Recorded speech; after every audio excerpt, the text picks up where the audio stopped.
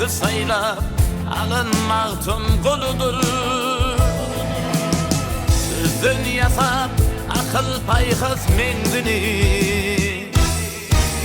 ağmalarına salanmağın kuludur.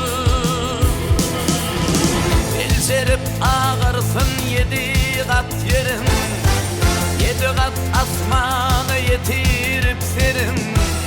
Kocaman zeminin hakişin şerin, üstüne ser salanmağın kuluydur.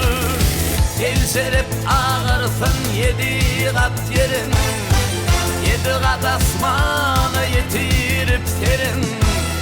Kocaman zeminin hakişin şerin, üstüne ser salanmağın kuluydur.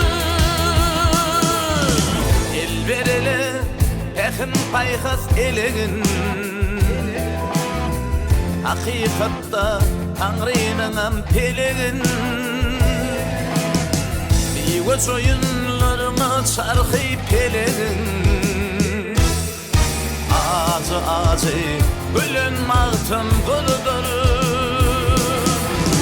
Aydanları bakılığın açarı, asırlığın gerisinden şayol açanı. Adını anladık gelecek geçeni, ölmer gitmez olun mağtın kuludur. Aydanları bakılığın açarı, asırlan gerisinden şayol açanı. Adın